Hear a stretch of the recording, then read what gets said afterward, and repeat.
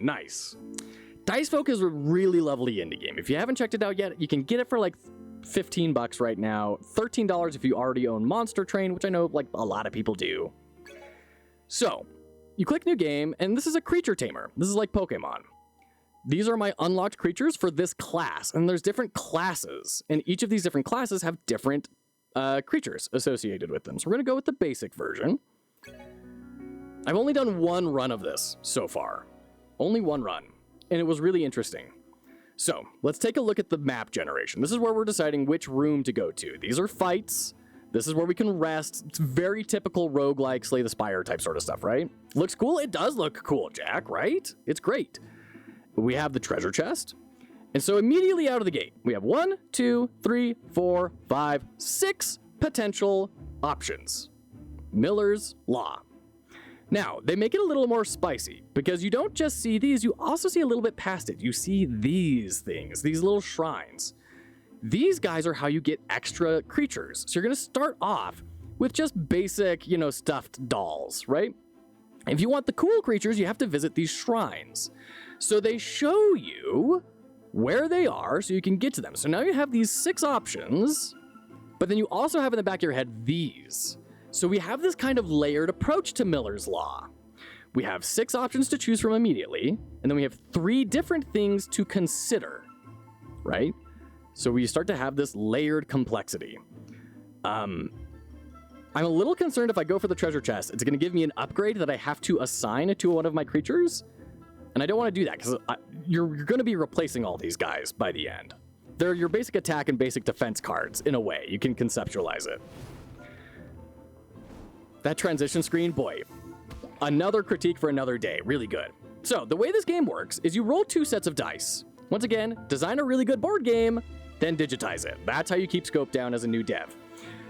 You have these different dice, and hold on, I'm changing my volume because it's really loud on my end. There we go. You have these different dice. You have the white dice, which are your dice, and then you have the bluish purple dice, the indigo dice. Those are the enemy's dice. You have to use each of these. You decide when the other team does what. So we can rotate their team, and you can think, rotating, that's kind of weird. Why do we have 3 monsters out at a time? The only ones that get to really do anything are the 2 front ones that have this crown on them. So if we rotate, it will put this guy in charge, and he will be the one that takes hits and deals them. So you start to kind of see, how do you position things, right? If I have a monster with a certain ability, then, I want to maneuver them to be in a certain spot or not. So I'm just going to tell him to attack this Bogwin. Dead. But now he's incapacitated. He can't attack for the rest of the turn. So I'm going to rotate my board.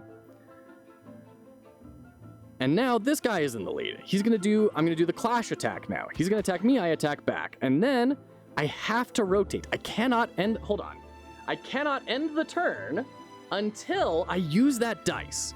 I'm forced to use it. So, once again, Miller's Law. Usually there's about 3 bad guy dice. They're starting you off with 2 to start you off easy. So you have 7 plus or minus 2, you're at 5. You have 5 options to choose from. You have 6 monsters to think about. You have these double layers of Miller's Law. And the reason it works is because you can look at all these, look at their effects, and say, he has attack. I just need to make sure he's not going to be the one that attacks me, because I don't want him to steal my money. Now, I can come down to my dice, and now I just have to remember this amount plus that. I don't have to keep everything in mind, just the dice amount plus that ability that I want to keep an eye out for. Layers of complexity that condense into simplicity and complexity. It's really well done. Really good. All right. I'm going to rotate them again because, once again, I don't want this guy to attack me. We're going to do a basic clash, and then I'll swing, knock him out, and then rotate and get him out of the front space. He's taking some big hits. So we do a range attack. That lets us hit anyone on the board, but, everyone's dead, so we'll just go after him. We're going to throw a guard up. That's going to protect us from 1 hit, and then we'll do the clash. So he'll attack us, and we hit him. He does steal a money from us, unfortunately. Now, one important thing to note is you don't have to use all of your white dice. You only have to use all of the enemy dice. You're going to start to see how this gets a little bit juicy. Gonna smack, and then we have to have him attack us. There's no way around it. And then swing. There we go. That's our first fight. Done. Pretty simple applications of Miller's Law. Now we have these other options. Ooh, broodberries. This is kind of like, it can be healing. It can also be little buffs to your party. I'm nervous about going here because I don't want to waste like a really good use of healing on guys that are pretty much full health, but let's go for it. Let's see what happens. Eat a spicy broodberry, gain an extra strength. A bit of a bummer, but we'll put it on this guy and beef him up a little bit, get his damage up. And we found the boss. Good signifiers that this is something special with that big high contrast purple against the vellum on the background. Really good design there. But you can also kind of start to see where they've cut corners, and it doesn't really feel like they've cut corners. Pay attention to that, right? Simple animation. It's just spitting. There's nothing really special about that, but it does the job. You're going to see that all over. Oh, and you know what? There is like a fade in, fade out, it looks like, over time. So still, it's not like some really intense shader or something that they've built out. It's fairly simple. Let's go to the shrine. So we get this option. We can take this guy if we want. We can also go to the other shrines to unlock other options. And at the other shrines, we can still recruit this guy. Thank you. But it lets us kind of get some more options if we want to at the expense of not taking it immediately. So let's look at Miller's Law once again. We have 1, 2, 3, 4 options, which is kind of low, but then we can get up to 5 or 6. We need to keep in mind our creatures and then what we're trying to get. Gonna head to bed, didn't get much sleep yesterday. Thanks for the stream. Jack, thank you so much for being here. Thank you once again for continuing your sub. It's a pleasure having you here. You're just great. Thank you for everything you do for the community and for me. You encourage me every day. Have a great rest.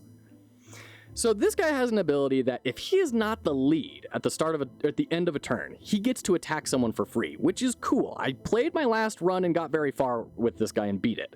That's what this icon means. You've reached the end. I don't want to use him for this because I've already used him, and I'm a sucker for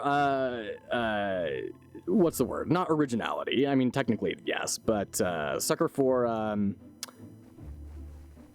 shoot. What's the word? Ooh, we got an item. Heals 2 damage, or deals 2 damage to all opponents when you get hit. So we'll go ahead and throw that on someone. Equipment can be distributed freely.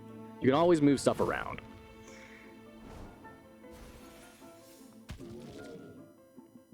So we're gonna throw the guard up, get smacked, do an attack. And you can see this kind of starts to go pretty quick. Ooh, when he attacks, he loses strength for the rest of the fight. That's interesting. And we have an entangle, so that means I won't be able to rotate, which is fine. We're gonna boost up our strength and smack him and we win. There we go. How much is this game? It's $15 right now on Steam. If you own Monster Train, you can get it in a bundle for like 10% off and it's like $13.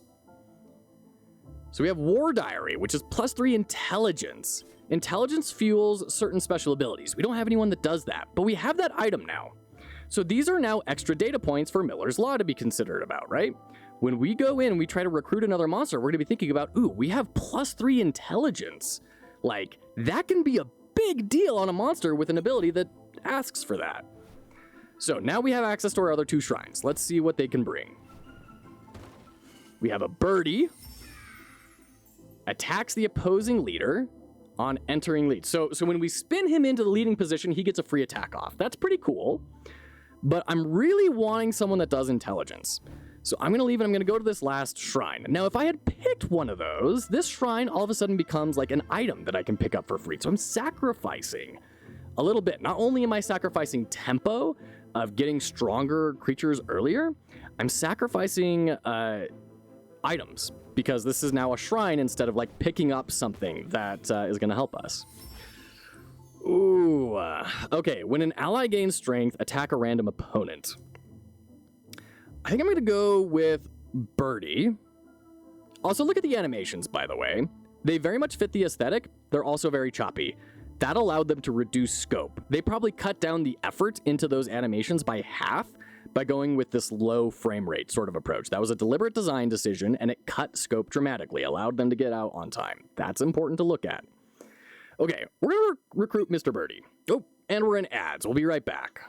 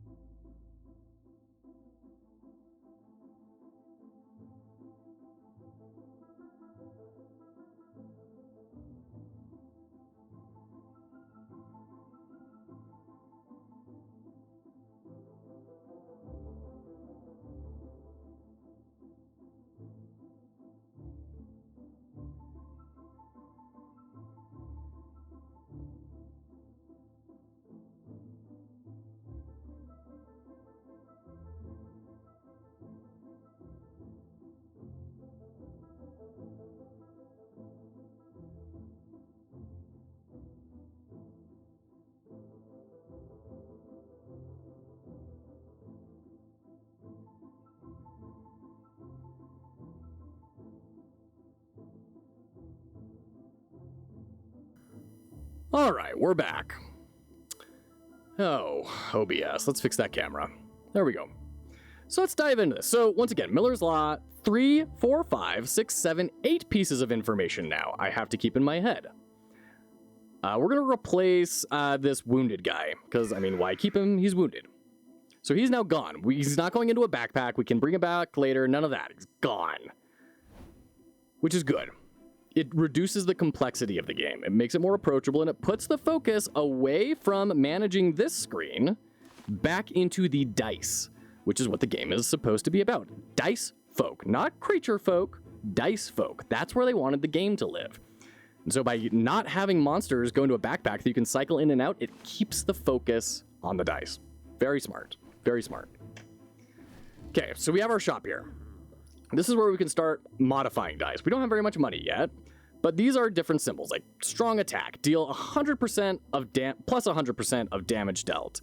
Misses if the enemy has unused dice. So you need to use all of the enemy's dice and then use this, right? Interesting dependencies there. Oh, Molluskio, thank you so much. I'm in such a habit of going to that screen transition and totally missed that. Thank you. Thank you, Molluskio. Appreciate you. Yeah, so you get these different dice faces that you can use to modify how things work. It's very cool. We don't have any money. We can't do that yet. So we're going to keep on earning some more money going to different fights. We're going to try out Mr. Burb. See if he can do what we will hope him to do. God, that transition screen is so good. We're 100% stealing that for the dog game, by the way. So let's take a swing at this guy and then rotate them. And then we can rotate ourselves, take a swing, and the turn. That was bad. I should have taken the swing with this guy. I should have swung with him before rotating. You can see how Miller's Law starts to really apply in this game, right? By having just slightly above the comfortable amount of decision data points available, it makes that ordering and everything actually a puzzle. If there were only a couple of points for you to control, you'd probably be able to do a perfect order nearly every single time. But because there's just barely too much, just barely, you mess up. And then you start to feel you can get better. And you know it's your fault, and you can get better. And you'd see improvements. So it's very satisfying. In this game, do you play the enemies too? Yeah, you control the enemies. These are the dice. So these are your dice that you use for your party. This is the leader. This is the one who takes most of the actions. And then you have their dice, and you have to decide when they do stuff. So for example, when this guy gets attacked, he gets a buff for the turn. So I want him to attack before I attack. So we're gonna do this. We're gonna smack each other, And now I can rotate my bird in, who's going to get a free attack. And then we do our reckless attack, and that kills him.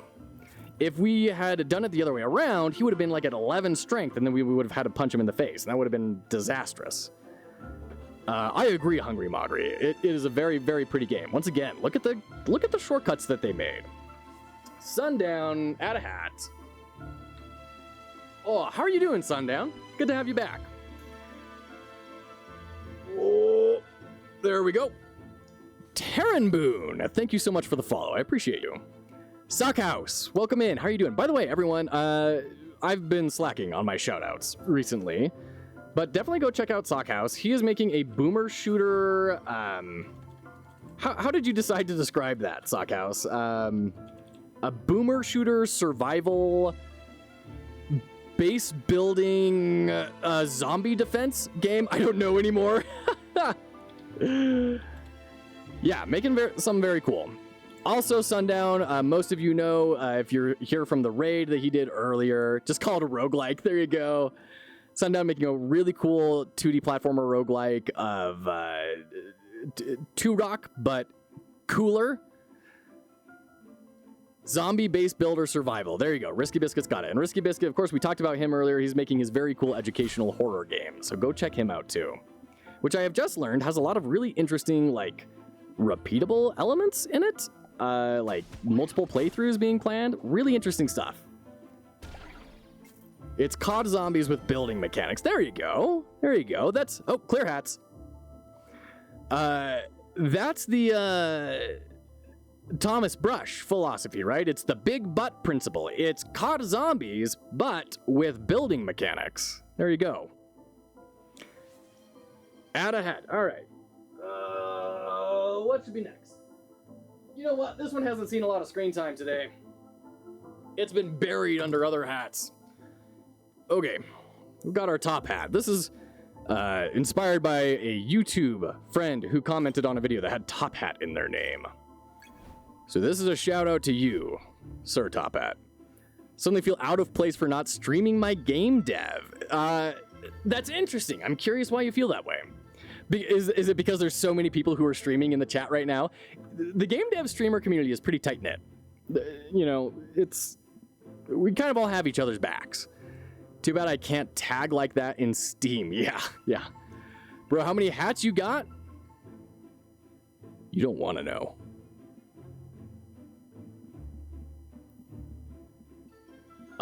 We got 15 money. I think we can go back to the dice smith. Let's fix up some of our dice a little. Mirror. Ooh, yeah, because we're going to want a lot of rotations. So we're going to replace our idled dice, which is literally just don't do anything.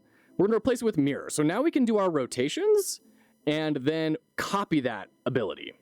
We can even copy enemy dice. So if the enemy rotates in a direction we want to rotate in, we can use the mirror and copy that action. Getting that burb. We're trying to maximize Mr. Burb, Armandoro. I prefer having the front, but to each their own. Sockhouse, this is a family-friendly stream. You could keep all that sort of stuff far away from here. I'm just joking. No, Sockhouse is a great guy. We like Sockhouse. So let's get our fights in.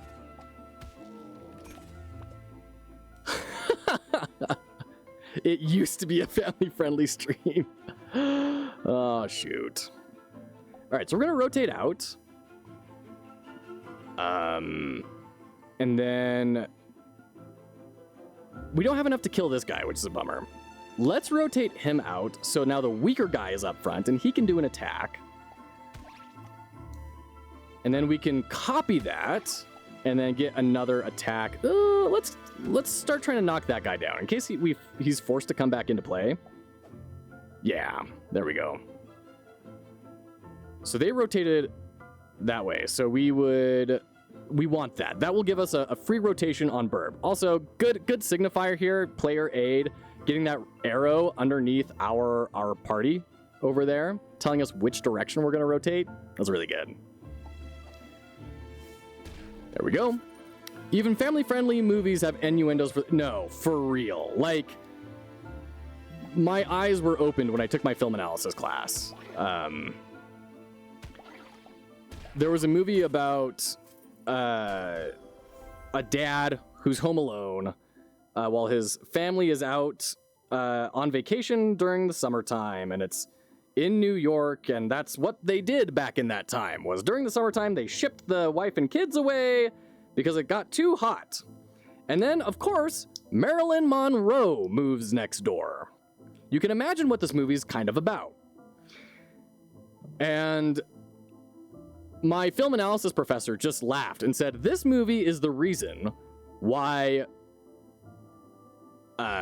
rating systems and, you know, filtering and all that doesn't work, and it kind of never will. Because Marilyn Monroe is walking up the stairs, and he finds her, and it's the first time that they meet, and he's awestruck with how gorgeous she is. And she's carrying, you know, a box of her stuff and a mechanical fan that has a cord trailing down, and it gets stuck in a doorway. And she says, my fan is stuck. And he says, oh, yeah, and he opens the door, and she gets to move on. And my film professor said, do you notice she said, my fan is stuck? And not, the cord is stuck? My, not the, and fan, not cord. These were intentional. You can't really get away from people wanting to be naughty. They're gonna do it, no matter what. Have you watched any kids shows or movies lately? There's some questionable jokes. Flies right over the kids' heads, but the adults get it. Yep, absolutely. Absolutely. So here's where we can recruit another monster. And this gal will sell us this monster, and it's special because it's from a different class. So we're on the, like, warrior class right now. But this one is from, I don't know, the pain class or something. I don't know, someone else. So enter or exit lead, small chance of inflicting sleep on the strongest opponent. That's crazy good. That basically, I mean, sleep is kind of what you would expect it to be. They can't do anything until they get hit or you use an attack in order to wake them up. So I think that's actually really good because we're doing a heavy rotation build right now. So let's get that guy, and we'll be swapping people out, and I think that's going to be very fun and very difficult to keep track of. We'll probably fail miserably, which is fun. Let's do this fight, and then we'll go to the elite fight.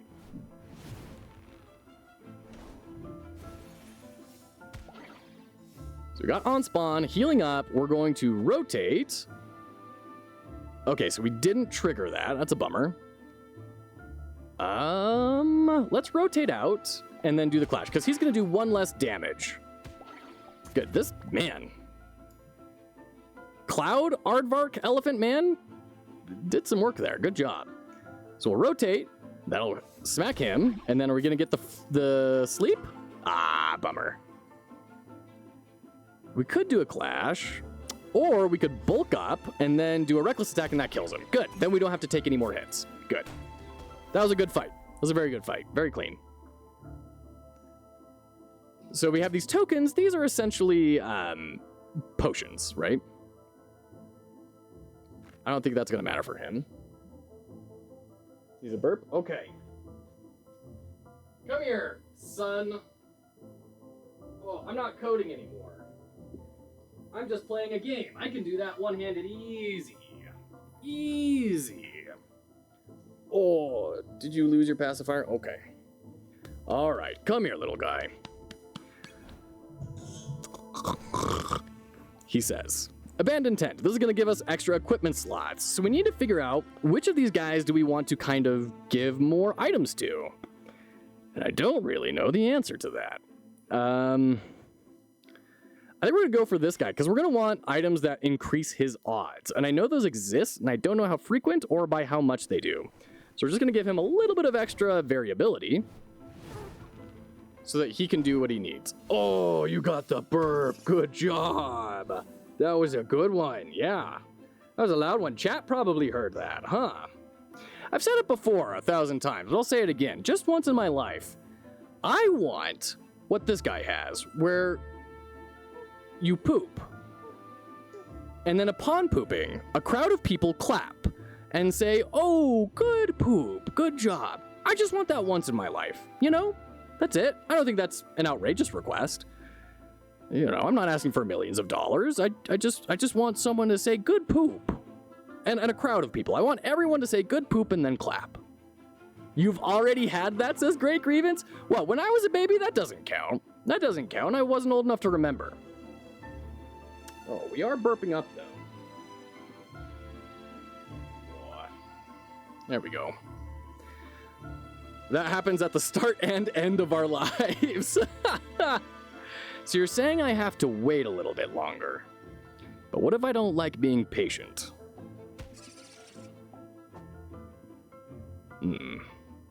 Rotate left. Let's do that. Let's mirror that. Rotate right. Rotate again. There we go. Nice. Triggered the caltrops there. That was good. One of those things you shouldn't remember, hence the timing. Next time you poop, tell us so we can clap. I'll hold you to that, Fancy Terminator. I'll hold you to that. I'm going to put that on my resume. One time, I pooped, and everybody clapped, and it would be true. All right, let's do right rotation so we can mirror that. And then hope we get nice. Oh, but we didn't get our... we didn't get the sleep. This guy is not wanting to trigger his sleep. All right, there we go. That was a really slick chain of events. So when she attacked, when this little birdie attacked, it rotated things. And so we got him to move in. He attacked and then did the clash and then got a lot of damage in. That was very slick. Let's get a range attack over on our Mantis, which is the big baddie here. And I don't want to use this dice now because when we run out of a dice, he gets a free attack in. We don't want that. So we'll just do a standard clash. The guard's going to eat it up. He can rotate in. And turn. Oh, good job, guy. Good job. He does 4 damage. Let's spin him out to get the 2 damage in there. And then just attack. We won't do the spin. Once again, we don't want to bait out his attack. Clash? Salud. Let's see if we get the sleep. Man, we are just not getting lucky on that. All right. Let's rotate them out and yeah, let's spin out. Good, we got the sleep. Good, so let's do the clash here.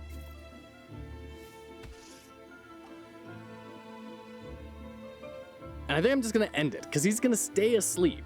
So he's gonna clash and do no damage to me, but then we get to attack back. So we'll do a reckless attack here because he's our highest strength. Swap out, guard. Now he can eat an attack. There we go, yeah. Guard, he can take his swing. We get to attack. And we'll end the turn so he doesn't get his free attack in. We'll keep going. You can see how this game works very well, right? Good applications of Miller's Law. Cool. And I think we'll get to the boss, and we'll go through the boss, and then we'll call it for the day. And that will be the stream for today. Thank you so much, everyone, for joining us. Okay, small chance of healing by double the amount of damage received. That's nice. And we get a joker, a reroll. So we can use this to reroll all other dice. So we're going to slot these in. And let's get rid of a reckless attack, because reckless attacks kind of suck. But we really want the rerolls because we want to be rerolling for rotates. And we want the right rotates, so they're kind of rough to find. And that was an elite fight. I think we did pretty good for it being an elite. Let's go to our bonfire and let's heal up.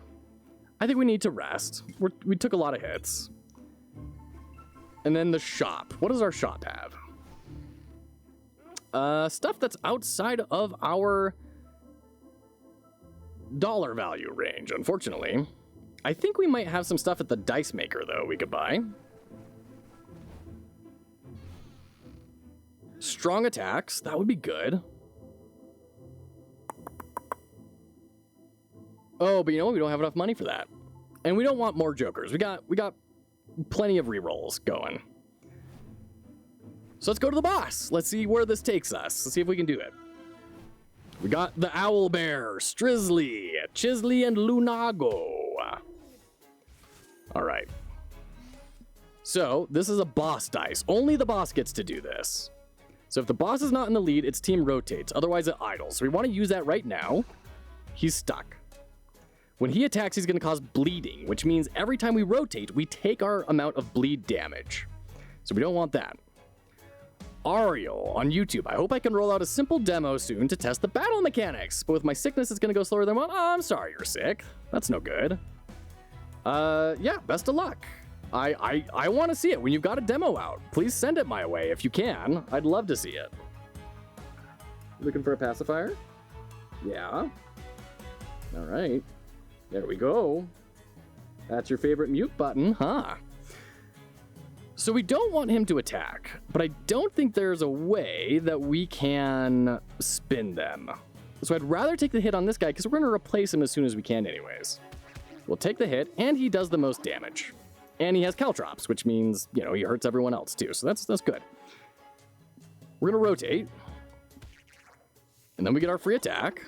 Ooh, getting bleed on him is amazing. Ooh, that's good. That's good, because now when he takes the bleed damage, they all take 2 damage. That's pretty nice. We're gonna rotate again. Get the more area damage. That's so great. And we got the sleep off, so we're gonna pass on the attack then. Just a warning, it's not gonna be web-based. Well, that's okay. Ariel, if you were trying to scam me and send me malware, you're playing a very long game. So I think I can trust you so long as your account doesn't get hacked before then and now. Then I think we're okay. What, do you need the food? Can I get the bottle, huh? Thank you. All right, guy, here we go. Bloop. All right.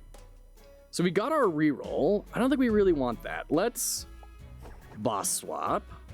Use up that die. Then what? Then what do we do? So this is another thing to take note of in Miller's Law when it comes to the decisions you present to the player. Miller's Law can be reduced in complexity if you give them ways to make choices that are consequence-free. For example, I was able to tell I could do that boss swap dice for free, so I just did it, and I didn't really have to think about it. And now I'm able to start thinking about the rest of it. So you make a certain amount of decisions without really contextualizing it. So if you want to present more options to the player than what Miller's Law might suggest is easy for people to do, you can simplify it by doing stuff like that. Provide easy options that if they know the game, that they can do those options without consequence, and then you draw down the complexity. And you build a sense of system mastery, which is great. Gotta run, have a good rest of the day. Thanks so much, Ariel. Thank you so much for tuning in. Best of luck with the project. I can't wait to see how it goes. Thanks for being here. Okay. Do we want to just keep wailing on him? If we beat him, we win. But we're dealing a lot of area damage. I feel like it would be a good idea to simplify things a little. So we're gonna get an attack, and then rotate. Good, that's what we wanted. And then we're gonna do a reroll and hope that we don't have an attack. We hope at least for a clash. Ooh, energy attack, that's even worse. That's basically do your damage for free. It's not technically an attack, so it's not gonna queue anything. I don't wanna rotate. Well, all right. Let's reroll these dice. I'm not really happy with this. Knock him out. Energy shock. Oh, because it's not an attack, so it goes through sleep. Oh, man. That's brutal. All right. Want to rotate back. Let's reroll. Swap them out, and then you can do a range attack. That's fine. Yeah, that's just fine. Man, lots of randoms over here. Goodness. I guess we'll smack this guy and rotate. Good. We got the bird rotation. Good. And then he can rotate again, and that's just fine. No problem. Ooh, he got an attack. Oh, but he's still asleep? You have to be attacked in order to wake up. Wow, that's intense. So if I do this, he won't do anything. Yikes. But the energy shock will go through, which is a bummer. So let's re-roll that. Good, we got the idol. That's what we were hoping for. So let's swap out and end the turn. I want to kill the bunny. You heard me. Smash. Rotate. And if I mirror that again, guess now's better than never. Because he's gonna have to do an energy shock anyways. So there's not really a way to get away from that. Oh, but it was a random. I could have done the random and avoided that hit there. So this is where it's probably gonna be a good idea to use our heal token. So we'll just heal everyone up by half. Throw an attack out. Rotate. And then mirror. Oh, shoot. I thought it was gonna be the same rotation. Instead, it was the same action, which was random rotation. We got a rotation we didn't want. That's a bummer. This is not good. This is bad. This is a lot of damage. And we didn't get the stun. Well, I don't think there's any way around this. We're just gonna have to take the hits.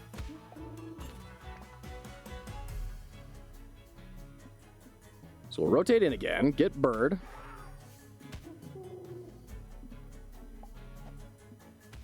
And then he can energy shock the guy we don't really care about. Doing damage. Okay, good. This is good. We're going to be fine. We're going to get through this. It's okay. Get the burb. And then swap out our anteater. Still did not... Man, he does not want to do the sleep very often, does he? Really need the items that increase the odds. You'd think with a 25% chance we'd be seeing it a little bit more than we are, but alas. Reckless attack. Rotate. Mirror. Oh, we got the sleep. Nice. And then we, darn it. See, that's where I could have played it better. Should have done his range attack before rotating, and then we would have been just fine. All right, that's fine. We made it through. That's the first boss. That's the first area. It's great. This is a great game. Dicefolk on Steam, it's about $15. Really good implementations of